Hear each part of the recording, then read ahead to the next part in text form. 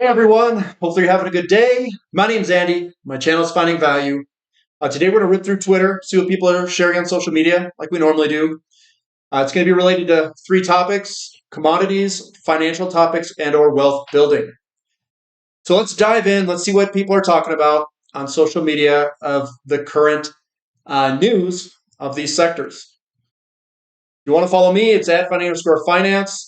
And if you want to join our community, finding-value.com, that's where we communicate with each other about individual companies and share our opinions. Use the word discount, the coupon code. Katusa. So let's look at this one here. It says the nuclear wrench twist heard around the world. Actually, let me show you this. Cigar Lake floods. That's the big kind of spike last bull market. So Cigar Lake held the largest reserve of high-grade uranium at 100 times the average grade anywhere in the world. When it was complete, Cigar Lake was intended to produce more than 10% of the world's supply. But then a small standpipe sprang a leak. Two workers trying to fix it accidentally broke a valve completely off. The resulting gush of water couldn't be stopped and the mine flooded several times. Mine development couldn't resume for 4 years. Pay attention to what happened next, because it's happening again. The existing mines that were built, like Cigar Lake, are not meeting production guidance because of equipment reliability issues, supply chain delays, and lack of trained personnel, which all contributed to lower uranium production than expected. Supply issues are happening across all mines globally. The mere possibility of a tighter supply, combined with the planned nuclear construction around the world, sent shockwaves throughout the entire uranium market. Producers wanting to get more money for their metal held on to their uranium as the price rose. Utilities, the primary buyers of uranium, grabbed as much as they could, again, afraid of not being able to buy enough inventory to keep reactors running. Spot price spiked from 20 pound to 140 a pound in early 2007, a 600% gain. But ultra-high uranium prices led to historically high exploration and production, and the price began to drift back to normal. Then Fukushima happened in 2011, and it was 3 Mile Island deja vu. As major developed countries like Japan and Germany pulled away from nuclear altogether, producers just kept producing uranium. As a result, the price of uranium fell to one of the lowest inflation-adjusted levels in history, and it stayed there. The low price forced hundreds of mining companies into bankruptcy and others to completely exit the uranium sector to stay alive. The number of uranium miners listed on the ASX and TSX cratered from about 585 to about 50. More than 70% of the market value of major listed producers was erased. But now uranium is hovering around $100 per pound. Companies and assets have sprung up and are going public. The number of uranium companies is going to tick much higher, but you're going to want to be careful. You'll want to avoid 90% of them. Don't get caught up in the FOMO. Now's the time to learn and do your due diligence. And if you don't know how, we suggest with full bias to learn from someone who has seen the cycles and made a tidy fortune from it. Separate the pretenders from the contenders.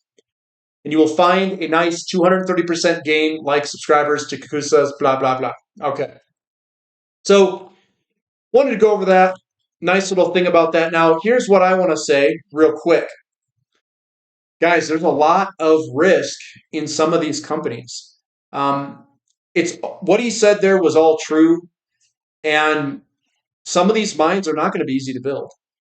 Some of them are very deep. Some of the deposits are higher up, might be a little bit easier to extract. Some of them, they're very close to the surface. And when we go forward, you got to think, I just went to Chick-fil-A. I haven't been there in a while. And I bought a chicken nugget, 12-piece chicken nugget meal for the kids to share. $12. It was $11.99. And I swear last time I bought that, it was like maybe like $6 or something. It's literally like doubled. Now, I can't imagine what the prices for building a mine are going to be like a couple years out from now. It's probably going to be far more than double than what a lot of these people have estimated. We also have high interest rates. So financing these things are going to be a lot more difficult.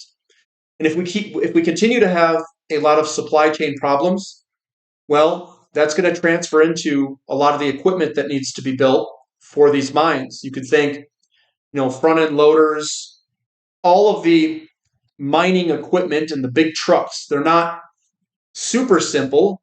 They're somewhat complex. And all it takes is one part for you to not be able to complete an assembly. So there is a lot of risk with a lot of the companies that are out there that really don't have anything. They still haven't really built the mine. They haven't gotten started. They've got all their planning. Probably their planning's far off. Their lead times are probably too short. They're not long enough. There's a lot of risk to bringing all this stuff online. That's all I'm going to say there, is that there's a lot of risk. There's other companies out there in other sectors that don't hold those same risks. So it's when I say a potential uranium company could be risky, I'm not talking about the uranium price itself. I think the uranium price will go to some level that's ridiculous, and it'll try to bring on mines, but that's where I think the risk starts to begin, trying to bring on a mine. And we don't know what those market conditions necessarily look like. If everyone tries bringing on a mine all at the same time that they're trying to bring on nickel mines and copper mines and all these other mines, and there's going to be potential copper shortages, shortages of other minerals, that could have an impact, and it could drastically increase the cost of building the mine. So you have to figure out, well, who's going to make all the money? Where's all this money going to be made? Where are the margins going to be the biggest and remain the biggest in the system?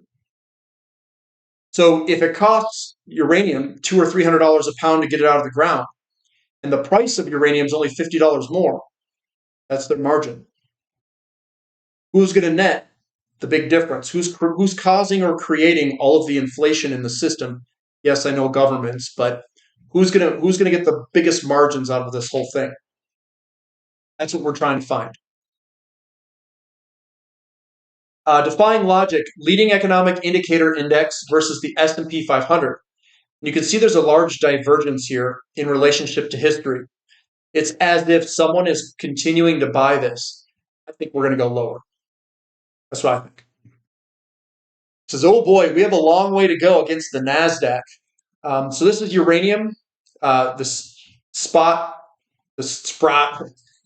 Trust, and this is against the NASDAQ. Long way to go. We've got a big bubble over in the NASDAQ right now. Coming down. Reminiscences of a stock operator tells the story of an whatever trader who makes and loses fortunes in the blink of an eye. Let's go over this. It says, but nevertheless, it also contains many timeless lessons that will sound familiar to those who invest in the style of Buffett and Munger. It says, there's nothing new in Wall Street. There can't be, because speculation is as old as the hills. Whatever happens in the stock market today has happened before, and it will happen again. What I use is fractals and ratios. And all it does is it swings from overvalued to undervalued. And we can see that in the ratios. And then the fractals are just how humans create these patterns over and over and over again. It's called fractals. It's a repeating pattern that occurs over and over. 2, I always made money when I was sure I was right before I began. What beat me was not having brains enough to stick to my own game. That is, to play the market only when I was satisfied that precedents favored my play. Only play it when it's in your favor. I talk about this as an alignment of ratios, technical analysis, and the fractals. All that stuff comes in alignment for an investment. The Wall Street fool thinks he must trade all the time. No man can always have adequate reasons for buying or selling stocks daily, or sufficient knowledge to make his play an intelligent play. One of the most helpful things that anybody can learn is to give up trying to catch the last eighth or the first. The two are the most expensive eighths in the world. They have cost stock traders in the aggregate enough millions of dollars to build a concrete highway across the continent. The desire for constant action, irrespective of underlying conditions, is responsible for many losses in Wall Street, even among the professionals. who feel that they must take home some money every day as though they were working for regular wages. So those are some lessons from that. And my biggest lesson from this book when I read it was you basically size up the big trend, you buy in, and then it's all about holding. It's about holding and making money, and it's very rare for people to be able to hold and make money from a big trend. People don't want EVs. They want hybrids or Teslas. It says GM went all in on EVs. Dealers say buyers want hybrids. That's good for platinum and palladium demand because hybrids use heavily loaded PGM metals. Here's a couple of quotes. Read last year's market predictions, and you'll never again take this year's predictions seriously. But when everyone else is selling and hold until everyone else is buying.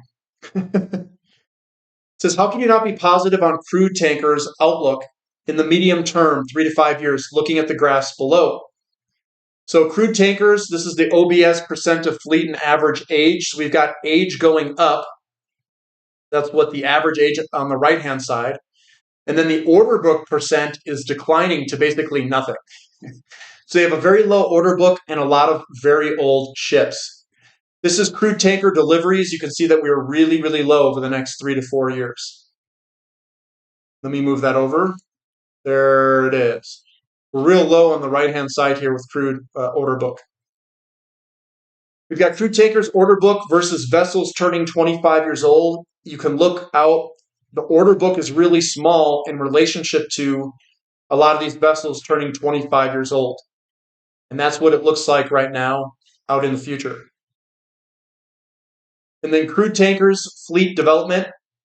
You can see that we are aging. The fleet is aging. At 2025, we'll have 22% over 20 plus years, 24% in 2026 that are over 20 years. So we've got a lot of tankers that are aging and are about to be out of service at some point. And no order book to backfill it. We're going to get a big squeeze here, boys. Love these type of setups. Squeeze this bad boy. People are always asking me where the outlook is good, but that's the wrong question. The right question is, where is the outlook most miserable? And that's if you want to try to buy bottoms. You want to buy it before everyone else is really looking at it. Crude triggers a buy signal. Notice the 14-day RSI failed to register an oversold reading during the fourth quarter correction. So crude oil, we are starting to move on up, and we've got a buy signal. Boom, boom, boom. Not like I already noticed. Not like we haven't positioned for it. The sooner you realize that your life is the direct result of your choices, the sooner you'll take control, gain confidence, and become wildly successful. Yeah, that's right. I totally agree with that.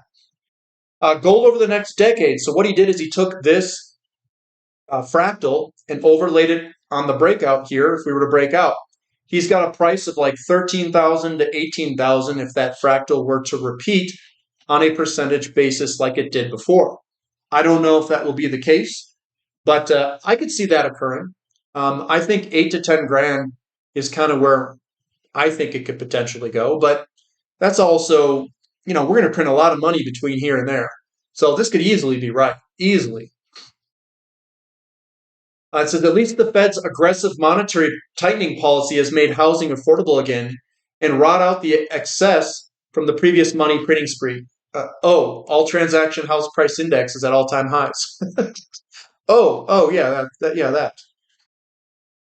The best answer to why central bankers should lower borrowing costs is that the 2-year Treasury note yield is telling them they should. And it has far better track record than the FOMC at knowing what the FOMC should do. So we do have a little bit of a pullback in the 2-year yield. And maybe the Fed funds rate is going to follow that. And it usually does.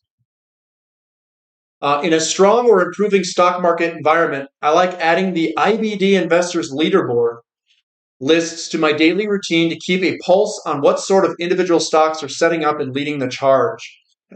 Guys, I don't use any of this. This is all garbage. That's the only reason I'm sharing this. This is garbage. It's garbage, guys. Demand is the wrong question. we have to ask ourselves what this means about Saudi's supply capacity. We have to ask ourselves the question over what timeline. And it's about Saudi Aramco drops expansion plan, raising demand questions. Company has to maintain capacity at 12 million barrels daily. I don't know. Yeah, supply side, guys. It's not about demand. Here's the silver to gold ratio. 2020 March crash low was the shakeout. Purple line is the same 12-year breakout line as for silver. Has backtested twice now. Should be ready to go here. Hugely bullish, big picture chart for precious metals. So silver to gold ratio, if this goes up, he is projecting that silver is going to outperform gold dramatically. So expanding falling wedges are usually very bullish patterns, which we've got.